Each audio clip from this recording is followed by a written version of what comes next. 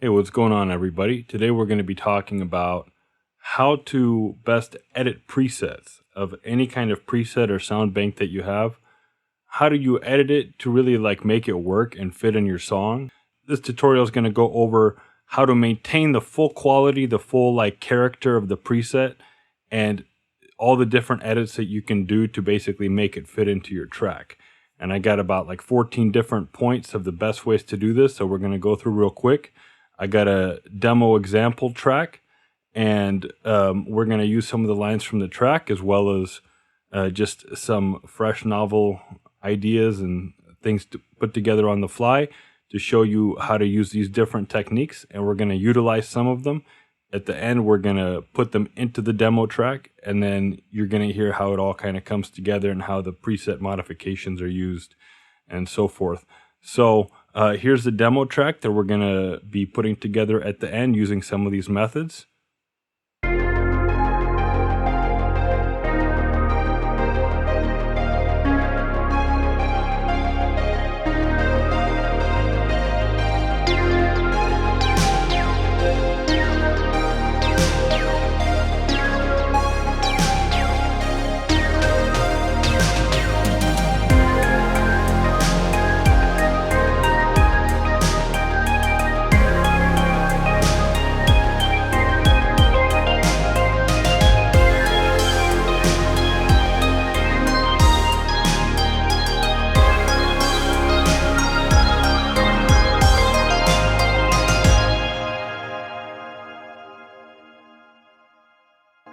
So that's what it's going to sound like at the end.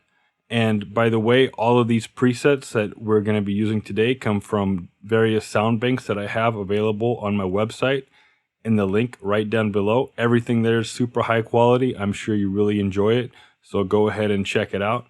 I appreciate that very much. And so let's just get started right away. Now, when it comes to taking and modifying any kind of preset to fit your track, I'll show you right now. For example, here's a line that I have from my track, and it's the bass line. But what I picked from the sound bank is this one. Is called BS Feel the Power. It's from a Synthwave hit sound bank.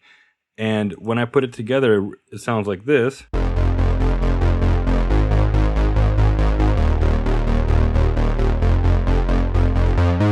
And that's just me playing on keys, and it's intended to be kind of an eighth note sound. But the way that I put it in my song is I like that fuzziness and everything, but I wanted it to go quicker, right? So this is what it sounds like when it's quicker and you get that sound.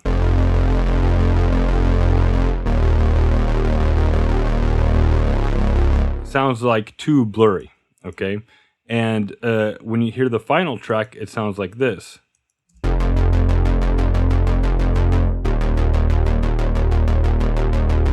So I'll explain, how we went from that to that. And as you can see, the only external effect I used just a little tiny bit of EQ. And it's very simple to do that. And we're going to go with this sound and some of the other sounds here to explain how that's done. So let's begin right away. And I have a list of 14 different things. And I'm going to go into each one of these in a little bit of detail. So while it may seem basic, you're going to see how each one of these is really applied in the best possible way and how to apply it correctly in order to get the results that you want. Okay. And by the way, each one of these sounds, I'm going to be using just a fast accuracy just for the CPU with the recording and everything. That's why. But when it's bounced out, everything is always in divine. So the first thing I'm going to go over is the cutoff and envelope amount. That's 1 and 2. I'm going to kind of put them together, and you'll see why. Because one kind of works together with the other, and once you understand the dynamic of when you use this one and when you use that one, then you're going to be able to use those two parameters in the best possible way when you're editing presets. Okay. So when it comes to the cutoff, the very first thing is okay, is the sound too bright? Or is it too dull? Right, so let's listen to the final one more time here. And let's listen to it here before it's edited.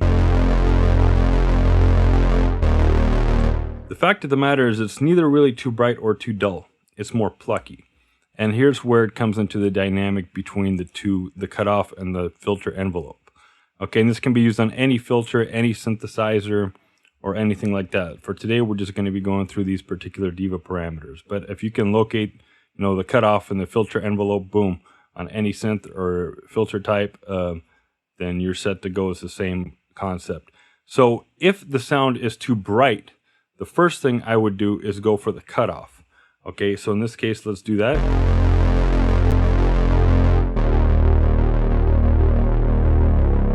Okay, so what happened is the sound becomes less bright, right? So the second thing is like the pluckiness of the sound. Is the sound too plucky, or is the sound not plucky enough, right? And when you increase the pluckiness, you tend to also increase the brightness of the sound, because you're kind of bringing up the higher frequencies of the pluckiness. And when you decrease it, you decrease the brightness. And the pluckiness is the filter envelope. So let's kind of bring this back to where it was.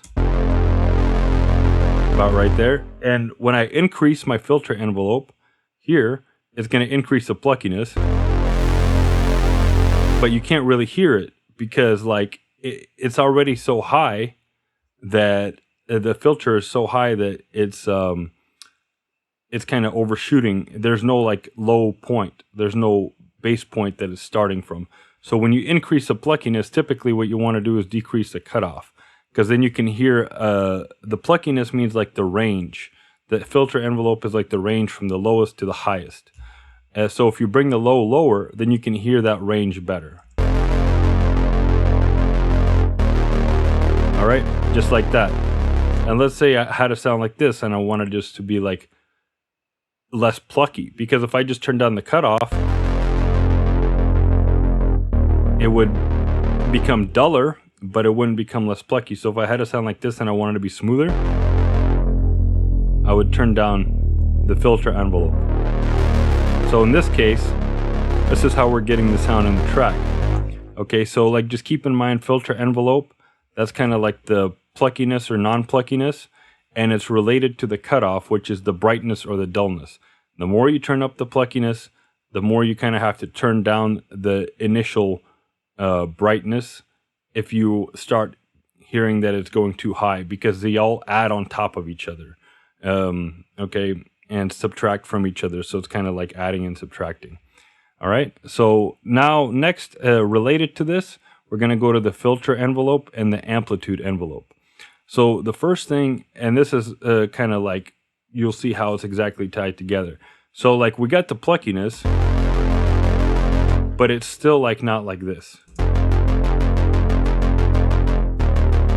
All right. So we'll go to the filter envelope. And the reason we go to the filter envelope first, usually I always go to the filter envelope, because here's the two things you want to keep in mind between the amp envelope and the filter envelope. The filter envelope is what you hear.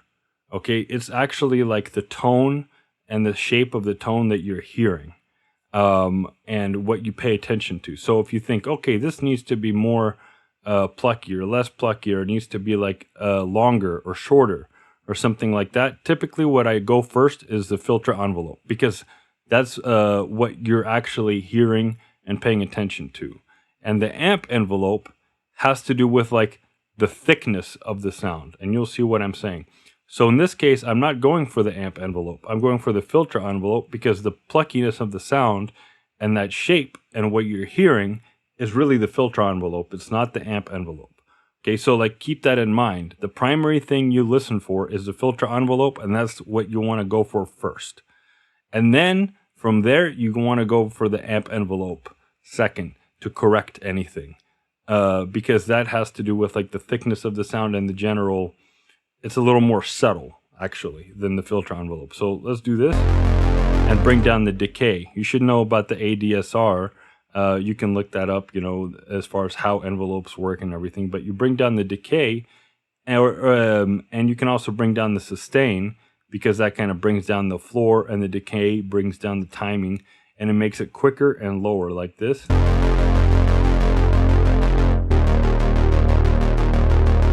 Bring down the initial cutoff a little bit, maybe more of the pluckiness. Now let's hear how that sounds in comparison to our bass. Still a little bit like, bring down the cutoff, a little more pluckiness. That's very close now.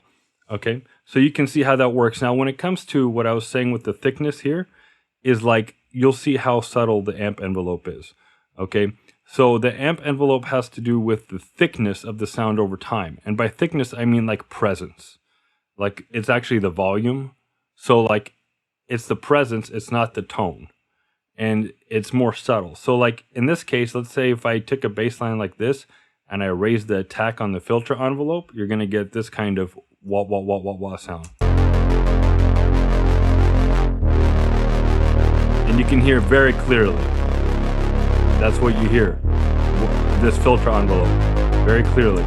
But let's say I wanted just to take this sound, and what I mean by thickness of the sound is like what part of it you want to soften up or thicken out. Okay? So like if I wanted to soften up that attack, but not create the wah wah wah sound, I just wanted a softer sounding bass line. Even if you brought it up quite a bit, it's still like, you don't really get a wah wah wah wah wah. You're just, because you're not changing the tone. You're just changing the thickness. Why is this useful right here, for example? If you dial it in right, this is a very hard bass. But if you like wanted to make a cinematic track and you're doing some background and you wanted to use this preset, you just bring up the attack and you get a softer bass line without changing the actual shape of the tone or anything like that. You keep the same bass line essentially and soften up the beginning. And you get like a more cinematic bass line that's softer versus like this pop hard-hitting bass line. Okay, another thing too is like when you bring down the sustain, when you bring down the sustain or the decay, or release, frankly, but really the sustain decay, you get a less thick sound like this.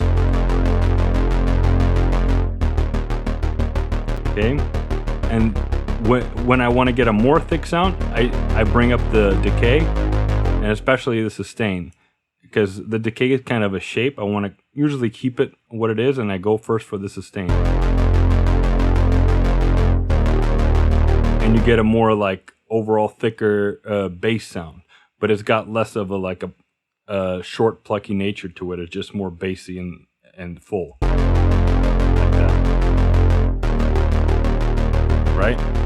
So that's the filter envelope versus the amp envelope and how they work in a dynamic with your cutoff and your cutoff envelope.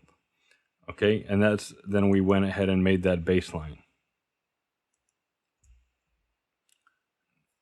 Now we're going to go over the external filters and why I would use external filters in order to fade sounds in and out, because you see all of these can be automated. Like here on my bass line, I automated the cutoff and you can actually see it right there. But the thing is, like, you can actually see there's a certain sound that automation has. Like, for example, like the first thing I would usually automate is just the cutoff, because the plucking, like by keeping the envelopes and the pluckiness, you keep the character of the sound, and cutoff is kind of like keeping all that stable and just bringing up the brightness and the dullness. But the thing about doing it like this, with like, let's say automating the cutoff, is like at a certain point when you bring it down, it gets extra plucky, and when you bring it up, it just becomes a blur. So you keep that pluck, but it really like a pulse, and it's a little dull. And then when you bring it up, again, the lower line of this envelope is like too high, and you lose all that pluckiness, and you just get a washed out sound.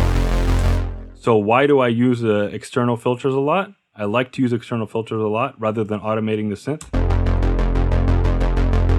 Because let's say that I want to keep that exact shape and I just want to kind of fade it in and out.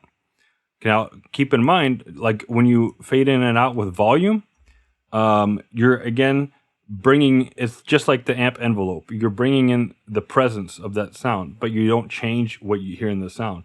A lot of times a better fade out or fade in is with like cutoff. I really like to use the Ableton one, like they have these little analog models here, and you get a more clear effect. Like for example, if I did it again, this is just like modifying the amp envelope with volume. You get something like this.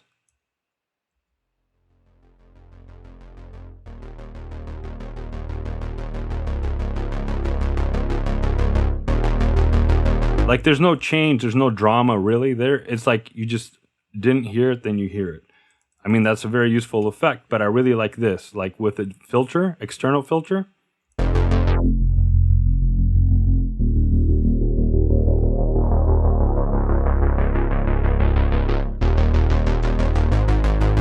And you can hear at the very top, you maintain all the original shape of the sound. And at the bottom, you get a nice fade in, and you never change the shape of the sound, the tone, the pluckiness, or anything. You got your sound set, you put on the external filter, and you can fade it in and out with the filter using that, and keep the sound exactly as it is.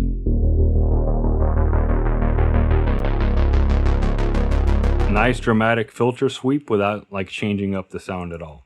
And that's especially useful on something like here. I used it on this pad. Okay, an external filter, as you can see. So like here's how the pad is.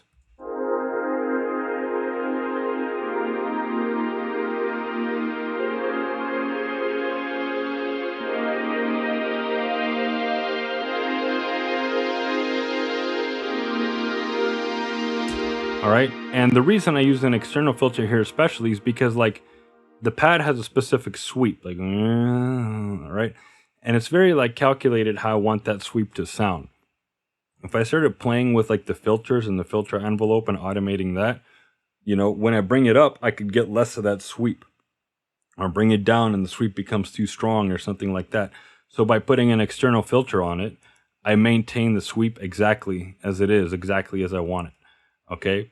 And in this case, what happens is like, I'm going to show you why I wanted also to go ahead and keep that sweep, because like one of the things to keep in mind with long sounds, this is something to edit long sounds, like pads and things like that, is the timing of the pad. Okay.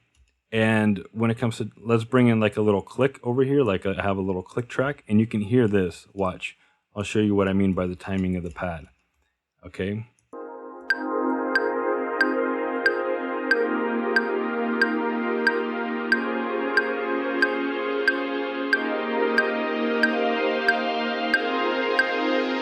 You can hear how it works quite neatly with the timing of the click. Let's like duplicate the pad just so I don't screw up the original. And let's work with that. Let's get rid of this external filter. And let's hear how it kind of would sound like if I did it like this. Let's bring in that click real quick. Let's put a loop. Okay, let's go back here, pad 2.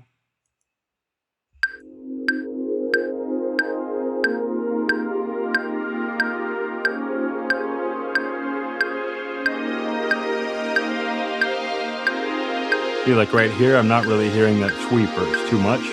So that's the reason I use the external filter. But let's listen to how I can mess with the timing a bit. Like for example, when you get a pad sound or a long sound or something like that, sometimes you'll find that it's not quite fitting into your track as neatly as you would like.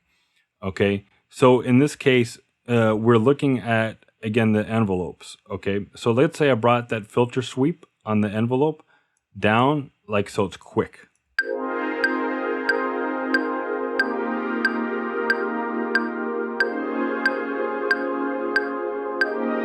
See, it's not fitting as nicely as it did before.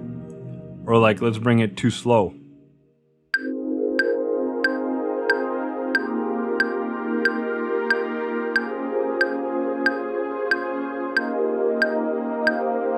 And sorry for any clicking, it's a lot of Diva Polyphony, you kind of get a CPU boost. Listen to the original. Here's the original.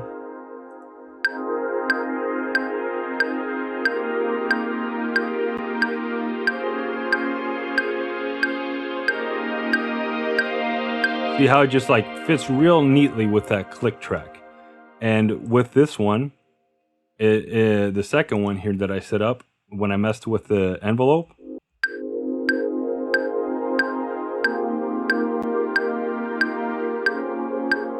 it's like lagging behind, or if I put it down. See, I don't get that super neat kind of fitting with the click.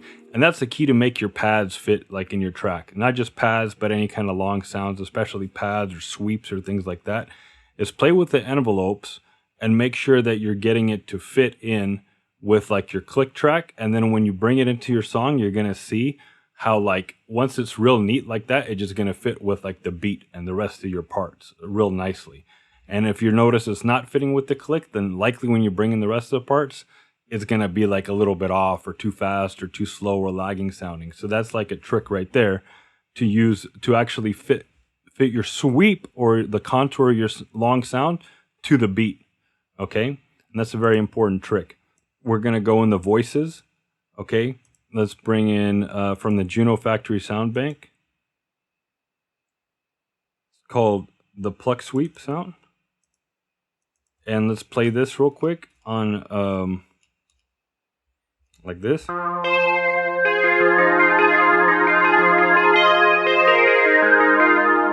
right, that's actually one of the sounds that I used in the track.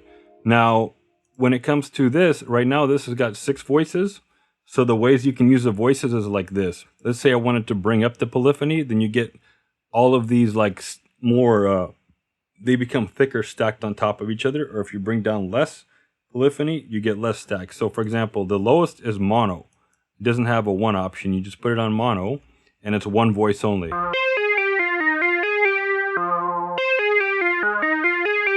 You can hear how it doesn't stack at all. It just sounds very dry.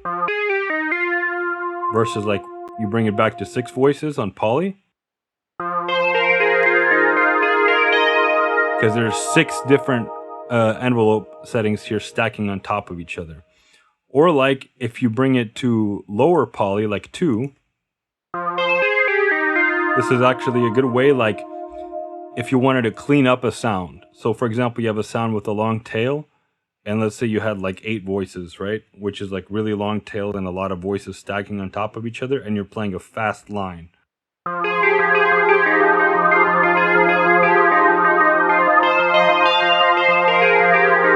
You get a lot of like blurring from all these voices stacking on top of each other, but you don't want to necessarily take it to mono because then it's gonna sound too dry. Right?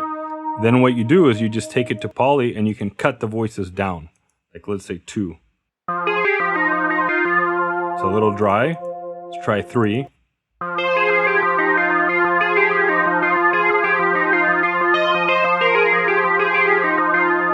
See? Or like maybe a little bit wetter, a little bit more stacked. Try like 4.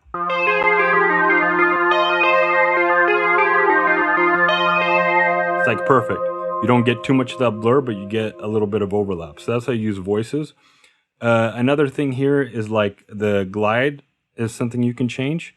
So like glide is like your portamento.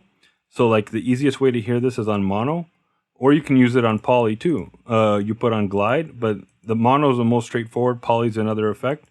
Then each time you play a new note, it glides between them. That's a little bit of glide. Right? That's more glide. So that's mono is every single note. On poly, you can also get glide, although it works between the voices. It's going to sound a little different, but it's still a cool effect. Perfect. Right? Another thing you can do here is go to legato and turn this into like a sound where if you play separate notes, it's like mono mode, but if you play separate notes, it doesn't glide. But if you play notes together, like while holding the prior one, it's going to glide between them. So it's great for like playing leads, because like longer leads, because you can pick and choose when you want to get that glide effect and when you don't by playing the notes together or separately. So like, let's say I do something like this.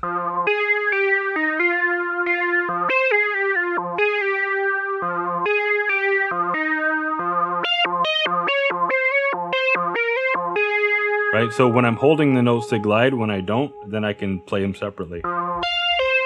Another thing with the legato, any kind of legato synth and glide that you can use is like, if let's say this lead was really short, like this.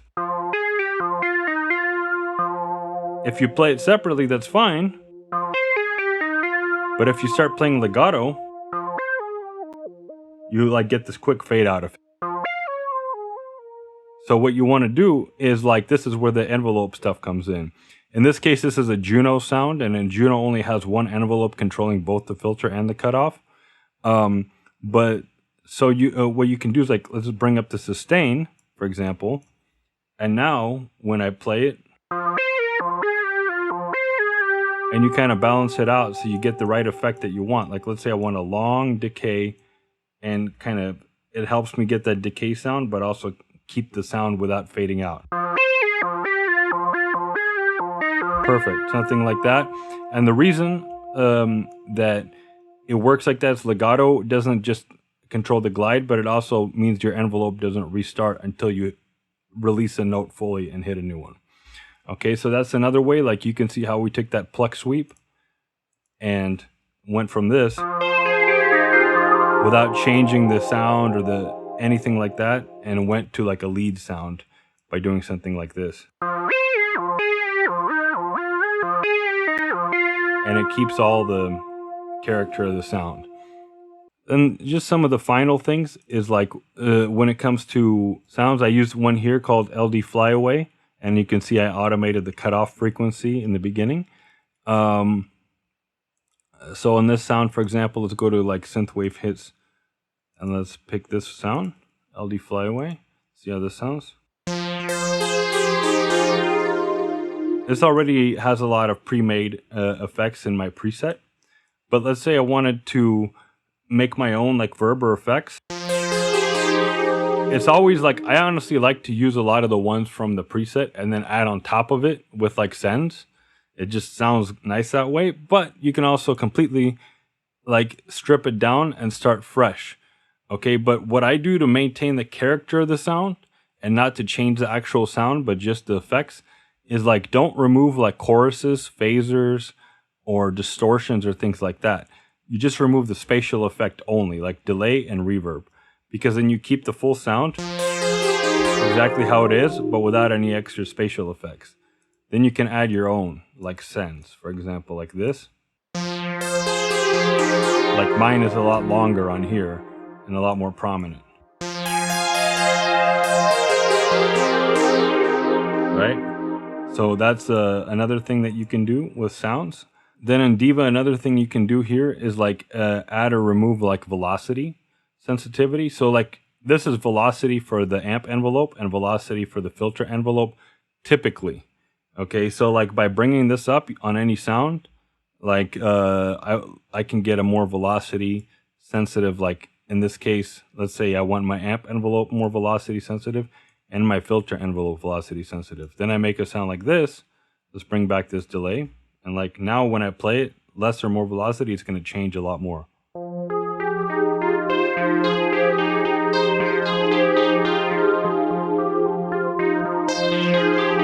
Now, not every sound you want that. I mean, like that might sound nice, sure, but don't forget that I can achieve that same like up and down cutoff effect with automation in a more stable way. You know, rather than going note by note up and down. And the other thing here is that I like to actually, like, if you look at a lot of old school synths like Jupiter, Juno, Prophet, they have no velocity, 0. So if you really want to emulate that classic sound, even many modern analog synths, bass synths especially, things like that, Moogs, like they don't have really velocity like on the amp or anything like that. So a lot of preset creators like to like overdo velocity and aftertouch, and what happens is you're playing and it sounds too unstable and you have to go in and like straighten out your velocity on all the keys. Just turn it down or off. You know, if your stuff is like way up here, boom, just bring it down like or to 0. This like the actual classic sound is at 0. Now I like to put it at a little bit because it just, you know, for like, it does add a little more like a blend of a nicer modern kind of twist, and you know, it's kind of nice with a little bit of like amp velocity or filter velocity. Kind of smoothens out the sound a little bit. But that's that. Now, in Diva, sometimes these envelopes control other things, like your filter envelope, your amp envelope may control something else. So if you change the velocity and you find your sound changing in some odd way, undo your changes, and you can do it right here, assuming that this is not being used by anything. Is it 0 volume mod? And you just go to velocity, and you can turn it up like that, and turn this down a little bit, the volume, and now you get a velocity effect through this. You can hear that, and without changing anything up here. Okay, so that's the velocity. Then there's the last couple things that you want to change on preset sounds is like the pitch bend range. That's pretty straightforward. So like this is strings 3 from Juno Factory Sound Bank.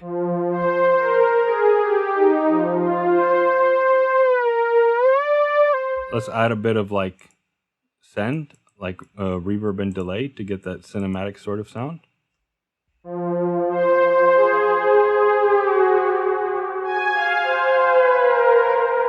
And like right now, like that's the maximum. So one thing I can do is like bring this up, let's say to 12 up and 12 down maximum on the pitch bend range, and I get something like this.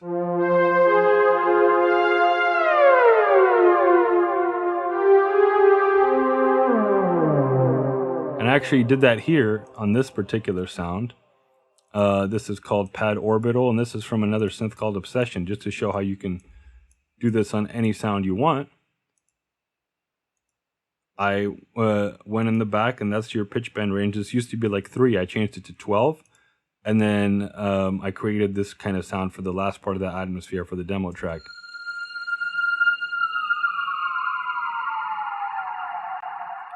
Sorry, there's quite a bit of clicking there, but you can hear just the CPU, you know, with all these tracks running. But I just went down and I did that same exact effect. Like... brought it down by 12 semitones and creates that atmospheric dive bomb sort of effect. Okay, the last thing I wanted to show you is when it comes to editing the arpeggiators and sequences. If you get another synth that may have sequences, Diva has arpeggiators.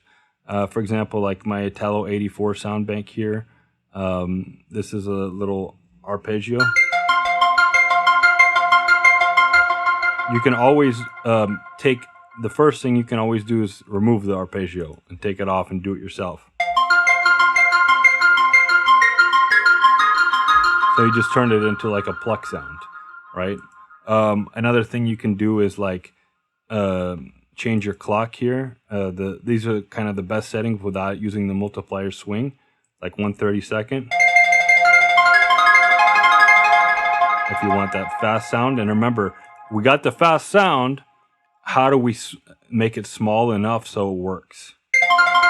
Right now it sounds too overwhelming, right? Well, we know it's in mono on our arpeggiator, so it's not the voices. Let's go with just the amp envelope. And let's say I wanted to smooth it out a little bit, like I'm making a cinematic thing. Bring up that attack. There we go. Now, let's go back to 16ths. Multiply kind of brings it off calculated timing. You can look this up in the manual. Swing adds a little bit of swing. You can also change like the modes here, up and down.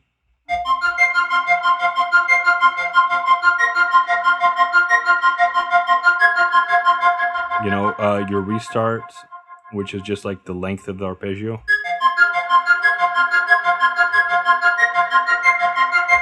The amount of octaves that you go through, that's all works together with like your restarts, kind of higher number here, higher number there.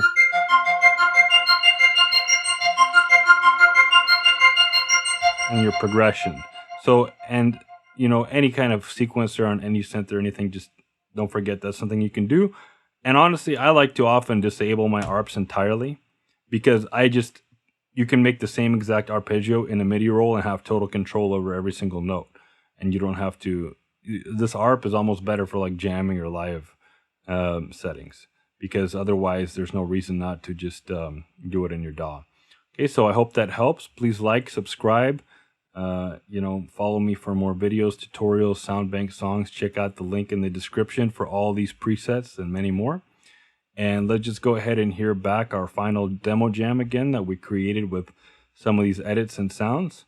And I really appreciate all of your support and watching my videos. Have a great day.